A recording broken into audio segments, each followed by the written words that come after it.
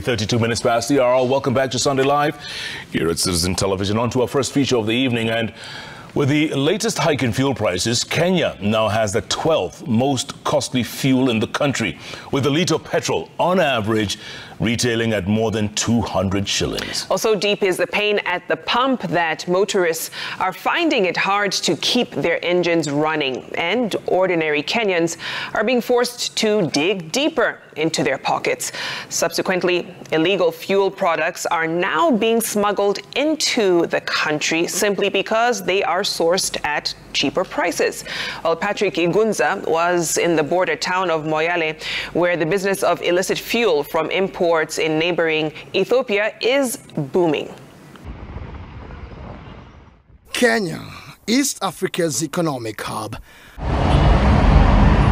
However, for the past few months, the economic situation in the country has left millions of Kenyans reeling from the effects of it. Shrinking incomes and expanding tax obligations have made life almost unbearable to most, a majority of them being salaried individuals. Chakula ni kali, mafuta ni kali, sisi nataka kuongea hata na Ruto sio nyinyi. Watu wameshaumia. Kwa njia gani? Kwa njia ya mafuta ikipanda kila moja, mpaka mama mboga, mpaka maduka yote sisi tunategemea kutoka nje. Na hiyo bei iko juu. Na ile yetu kwanza ni double.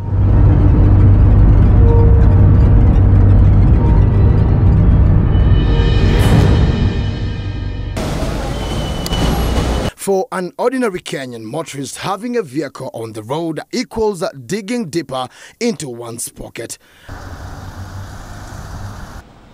Pump prices have been rising and rising to levels never seen before.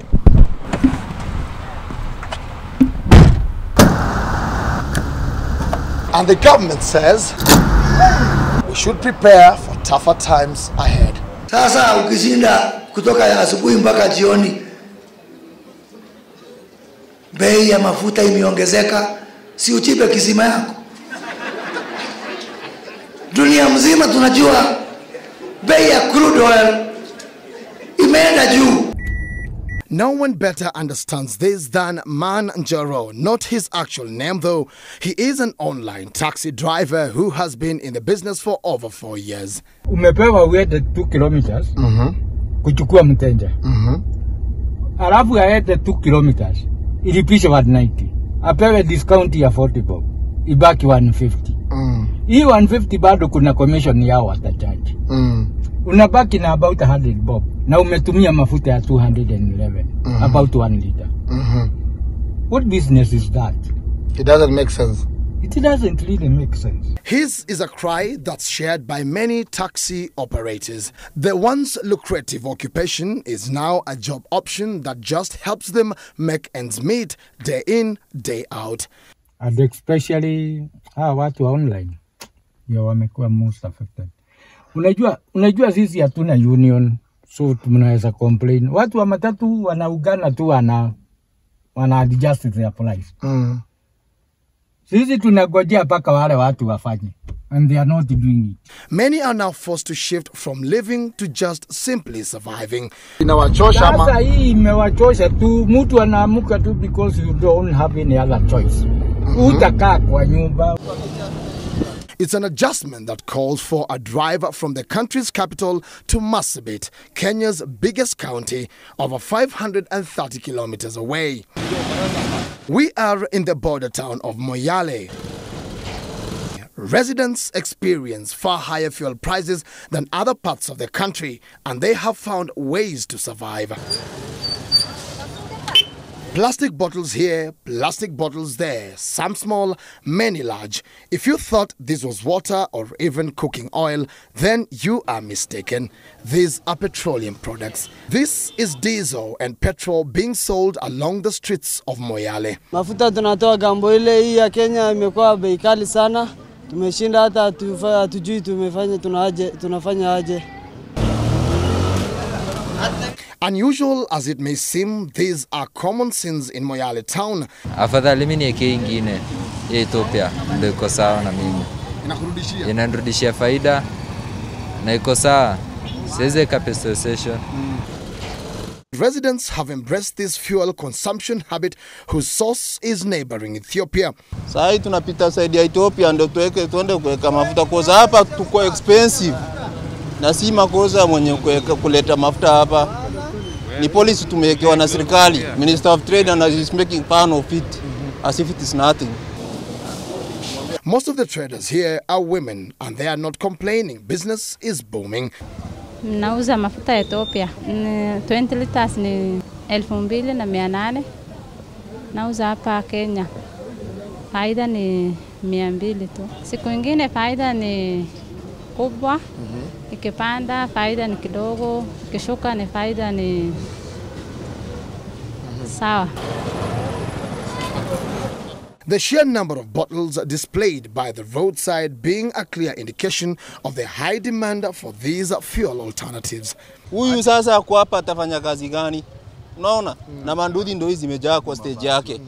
Magari zote zinaenda pande hiyo. Mabasi nini unaongea nini mpaka matrela zinaenda kuweka huko mafuta. Haya Kenya imekuwa shida sana sasa juu ya bei juu sana. Sasa tujui tunalindaje hii maisha yetu. Whilst a litre of petrol will set you back well over 200 shillings at pump stations, these street alternatives will cost you between 120 and 150 shillings, depending on whether you are buying them from the Ethiopian or Kenyan side of the border. However, the question is, how do these contrabands find their way into the Kenyan market? This border is a white elephant. It's not working. The Panya routes are opening, but the main entry point is closed. We don't know what is not happening. Former President Uhuru Kenyatta came to Moyale to commission the border, to open up the border.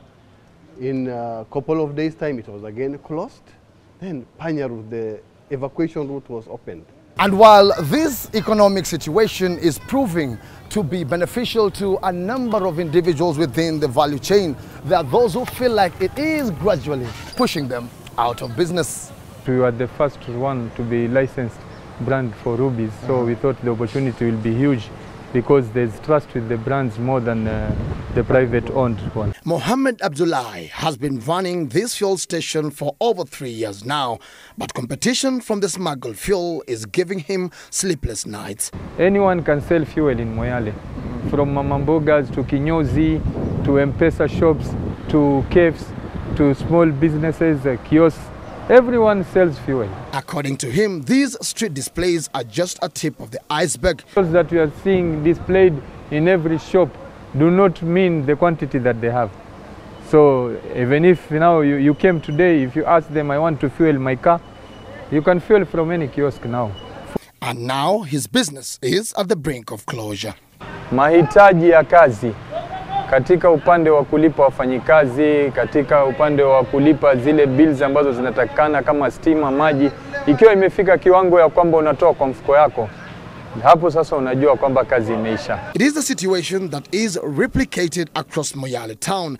Established fuel stations are finding the illegal competition too stiff. Mission nikienda Mombasa mimi kuchukua mafuta ilikuwa ni mwezi wa 3 hadi leo hii.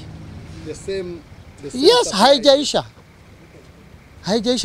On this day, Anwar Ahmed, a manager at this once popular station, has barely sold anything. Mimi nakwambia, unaona hiyo tank pale?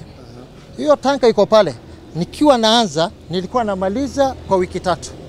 Leo hii, as we are talking, waacha wiki 3, hata mwezi 6 siwezi maliza. And as these establishments continue to suffer, livelihoods are being threatened. Na waziri Chirchir kama anasikiza, tafadhali, bwana waziri, na tunakupenda sana.